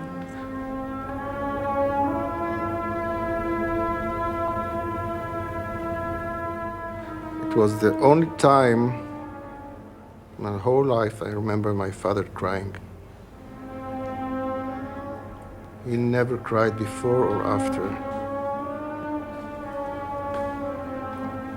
It was very, very intense. He's crying in the atmosphere. Many, many people there. I don't know how many, thousands maybe. There were thousands. Thousands. It was very sad. Eckstein and Shemer were picked up for questioning within 24 hours, and Minkus arrested soon after. They were turned in by 2 other Shin Bet double agents. The country was upside down. Everyone talked about it. Everyone. A day after the murder, the friend of the family came to visit. No one knew that I was in it, of course. She said, wonderful. They killed the bastard at last. One day I heard Dr. Kastner was shot and 2 young men in the age of 20 years, they have shot him. From the court, they brought them straight to me. Eckstein came into the room as if he was a hero. He felt that he will be mentioned in the history as a hero who saved the face of Israel, of the Jewish people in the world, as if God had sent him to save Israel and to kill Dr. Kastner. Show me the house. I showed you the bottom of my soul. Why do you need to see the bricks? It's over there. The flag. The flag, yes. Maybe I was quite ardent believer in this flag. And I believe that I act in its name. And the father came into the room, and the father started to cry. Eckstein stood very cold-blooded. He just looked at his father and said, "Daddy, you don't have to cry. I know what I did, and I am ready to pay the price. And I think somebody had to do justice." The father left, and the moment the father shut the door, Ze'ev Eckstein started to cry. It was not the same hero. And he only wanted one thing: please let me stay here until I finish to cry. I said, you stay here until you finish to cry. Why did you pardon the assassins? I didn't pardon them. We were put on the spot, both my mother and I. What kind of a stupid idea is to ask whether we agree to free the killers? I mean, it's a preposterous. But we were asked by the Prime Minister, Mr. Ben-Gurion, in person. I knew it was going to be done anyway, and I didn't want it done against my will. So I made the excuse that I'm doing it for their families. There were many people who wrote letters to the president for Eckstein to release him. Many people were in a dilemma because they thought, after we heard all the truth about Dr. Kastner, maybe Eckstein was right. This was not the way to solve the problem, but maybe he was right. I think many people thought so. Many of them, they thought that he is naive and he is not a professional murderer. He will never come back to jail, so why to let him suffer more a longer time?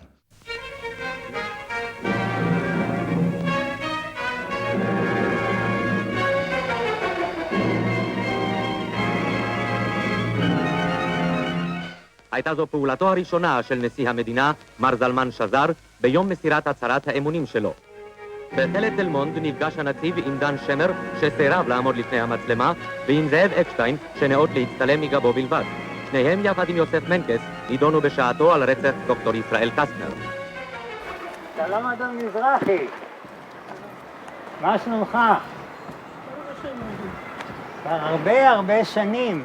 הרבה שנים. אין לי סימנים להזכיר לי. אקשטיין. אקשטיין? כן. אקשטיין היה פה? כן, אקשטיין היה פה. אתה זאב? אני זאב. אתה כבר מכרת את הדירה. כן, מזמן. זאב, יש לך שינוי. הוא היה איש משהו פנטסטי. אינטליגנטי במדרגה ראשונה. נכון. חזק בשכל. נכון. טוב, אדון מזרחי. שלום, אדוני. שלום וברכה. כל טוב. שלום לכם.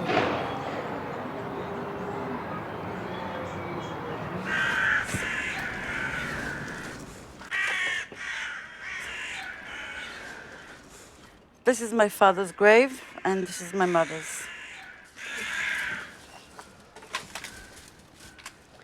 She wanted it just the name and date of birth and date of death. She didn't want all the inscriptions. Only Israel Kastner. Yes. When he was buried, then for the whole public in Israel, the whole affair was finished. He was killed, he got what he was deserved, and that's it. So when the verdict of the Supreme Court was published, no one noticed, because it had no meaning anymore. It was published on the third page of the newspaper. I had to look for it. Unfortunately, he didn't live to hear the last verdict. Israel's Supreme Court, in a 4-1 decision, overturned Halevi's verdict. It was read on January 15, 1958, almost a year after Kastner was murdered at the age of 51. He was acquitted of any collaboration or taking any of the ransom money for the release of Hungarian Jews. But the charge of lying about the testimony of the Becher affidavit stands until this day, and so do the questions. After the trial, it was discovered that Kastner wrote statements in defense of not just SS Colonel Becher, but for other Nazi officers, Hermann Krumai, Hans Eutner, and Wisla Seni, who he had contact with during the war. Was Kastner being blackmailed? Or was it a gentleman's agreement of honor for their help in saving Jews? There was an historian who came to different conclusions about Kastner's testimonies, and in Israel's own archive uncovered documents that surprisingly hadn't come to light during the trial. מה שלא ברור זה למה קסטנר לא אמר את כל האמת. כששאלו אותו האם העדת, למה הוא לא אמר, העדתי? In the trial, the Jewish leadership claimed ignorance in the affidavit for Becher, but Bari found that this was no secret at all, and everyone knew about it. הוא אומר שהוא יצר קשר עם דוד בן גוריון, שהוא העיד לטובת הקולונל Becher. Bari believed Kastner was sent to give affidavits at the bidding of the Jewish agency. And this is what they traded the affidavits for: the stolen property and ransom money of the Hungarian Jews that had been in Becher's control. ופה יש את כל הפרטים על פיקדון בכר ועל נכסי בכר.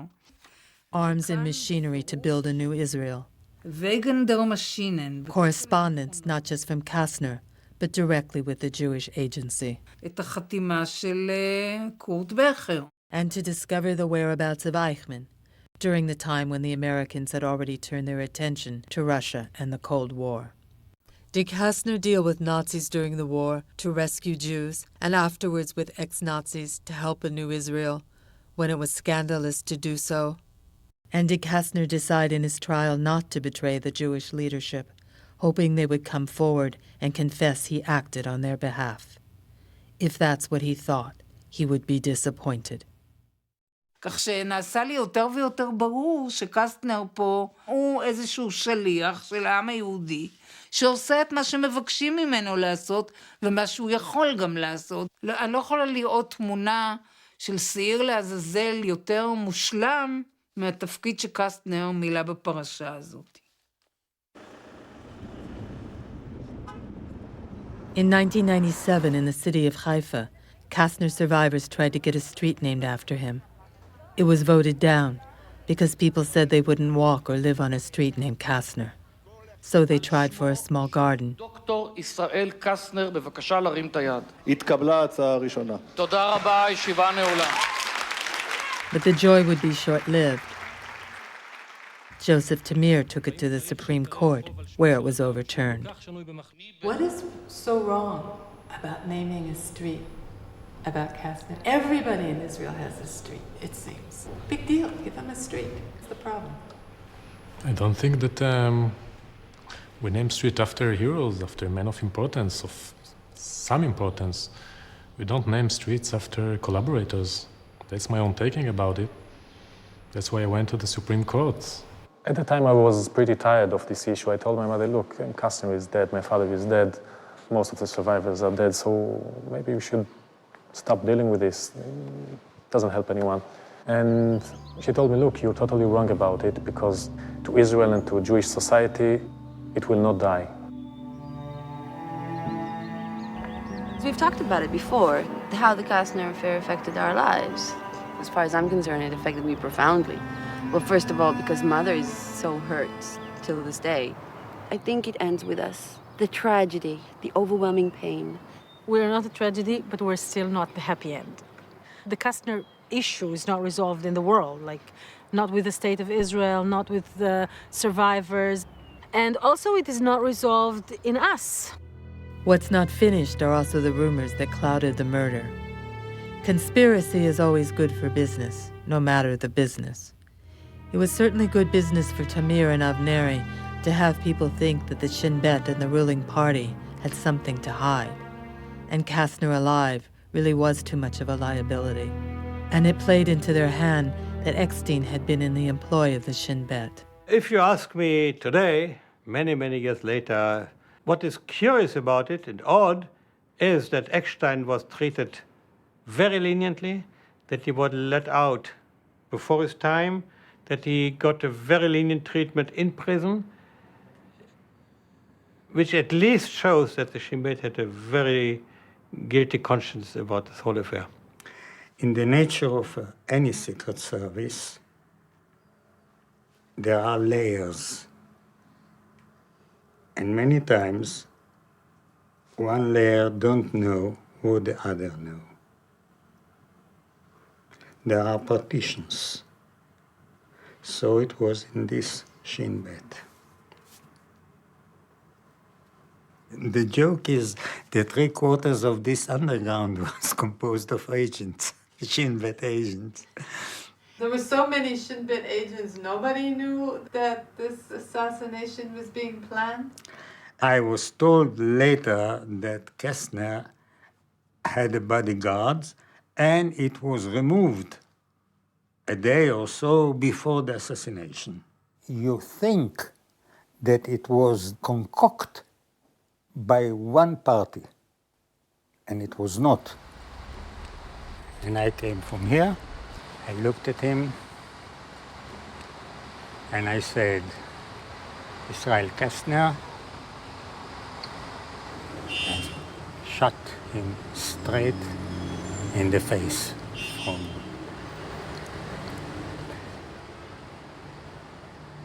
straight. And what happened? You won't believe it. He didn't fire. The gun. The gun didn't fire. It was an old Russian rusted gun, and it didn't fire. So it was a blank bullet. I made a shot. He turned and make a round around me because I was in the front of the door. Rounded me and galloped to the darkness here, to the entrance. So aimlessly, I shot. You shot him? I shot in the direction. I didn't see him. No, it was dark. I didn't see him. He disappeared in the direction. And then I shot again. 3 shots? 2. 1 blank, 2 live in the direction. And the second after I had the third shot, I shot the third time, there was a report of another shot. Another gun? Another gun. Bang. And then immediately screaming. You heard screaming? Yes. I never told anybody, I never came forward to imply that beside the 3 of us, me, Menkes, and Shema, there was another party, and more than one party that was in the plot. This is the first time that I am here and even talking about it in the way that I talk now. And it will be the last time, too.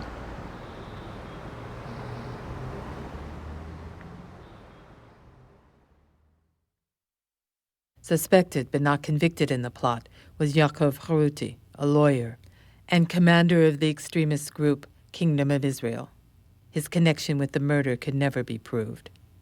Eckstein would not name him ever. So was there a conspiracy? Was this another grassy knoll? Could I prove there was another gun? No, but I couldn't disprove it either. We searched through the original trial documents, so old they crumbled in our hands. The ballistics test proved that the bullet from Kastner was from the gun the police said they found in the Jeep. Was it the same gun that Ze'ev Eckstein left? Was it switched? Unlikely, but he never veered from his story of another gunman. At his trial, Eckstein never testified nor confessed to the number of bullets he shot. Perhaps he was delusional. His psychiatric report mentioned his imbalance during the Sinai War, but they also said he wasn't a liar. I say in very simple terms, it was not my bullet that killed him. But it does not diminish my responsibility. So, Mama. So, are you anxious? Yes, very. Can't you tell? Remind me, why did you want to meet him?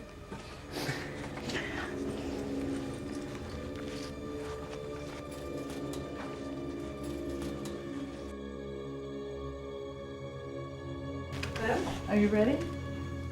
Is he here? He's here.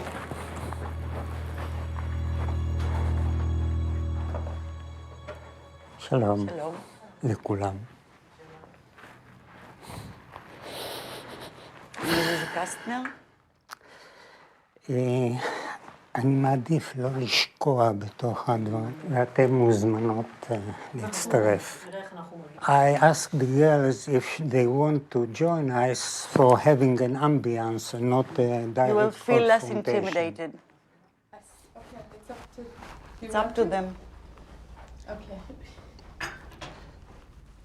And try to remember that I'm 1 and you are 3, so spare me.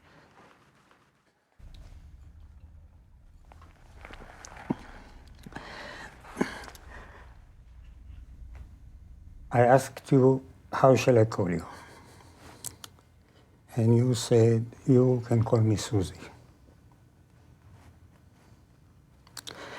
This embarrassed me somewhat, because calling somebody by his first name creates willy-nilly a certain intimacy, which obviously you don't feel. I asked you to call me by my first name because I wanted you to talk to me.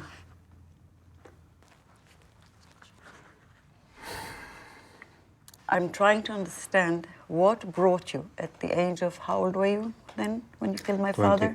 22. It's just as I thought.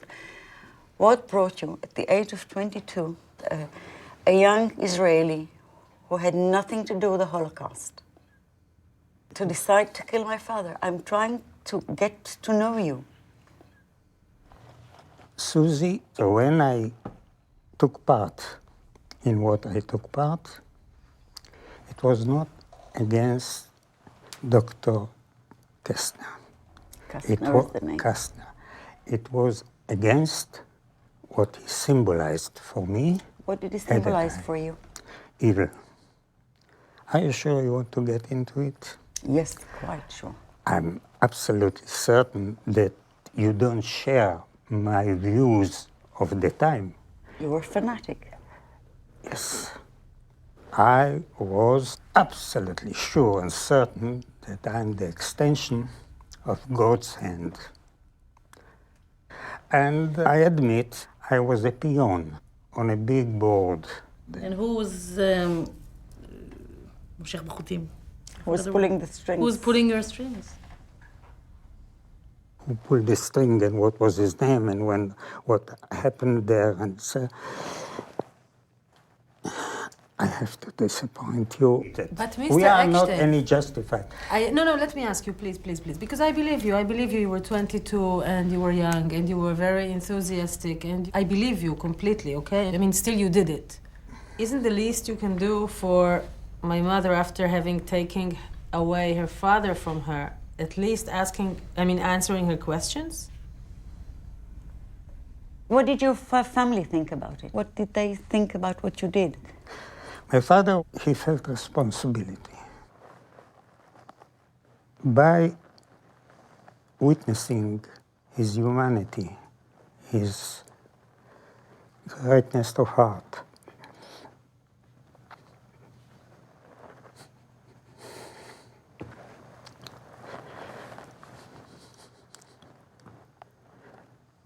I remembered that such things exist. You cannot repay the past. You can only be as you should be now. I owe your mother, and I'm here because I owe her. The fact that I can sit here with your mother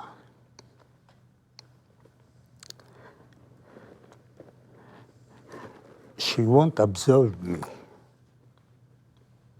And I don't need her to absolve me. But this means a great deal to me. Can we leave, you and I, can we leave this crowd and have a silent coffee? All right, we can go out to the balcony. It's beautiful. Lead the way. We'll go outside. תודה, אבל אני חושבת שהבנתי את זה תמיד. As for me, am I closer to understanding the story that is Kastner? Perhaps the universe reeling me in was that a life can turn on circumstances, so that what you did, the one truth that is you, is lost. Yet maybe the truth that is Kastner is closer to being known.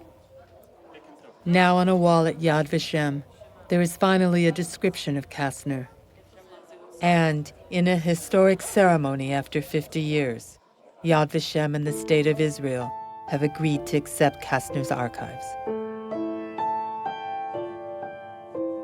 כביש ישן, שביל בגן, עץ ובית. אבא כאן, אמא שם, כאן נשארתי. מה שהייתי פעם מזמן, מה שעכשיו ילדות נשכחת.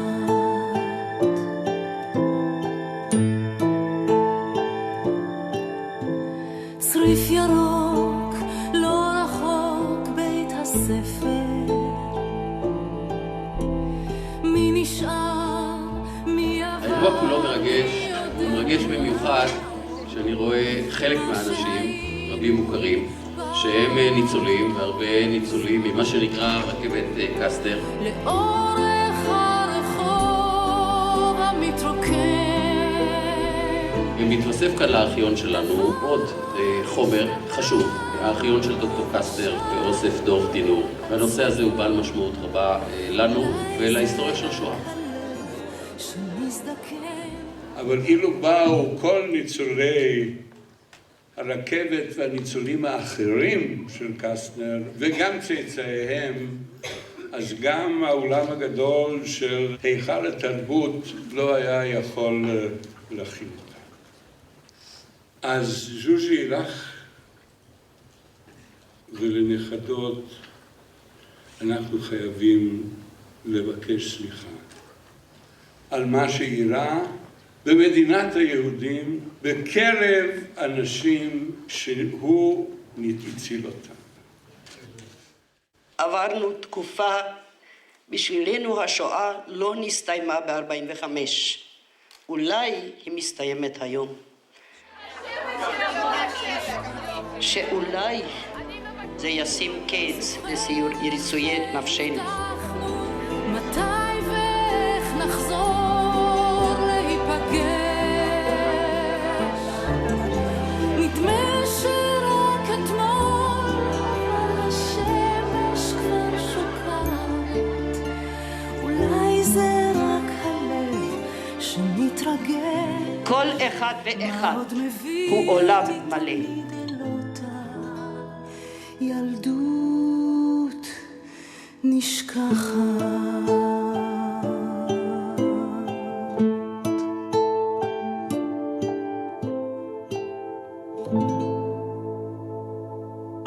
once saw a play by Sartre.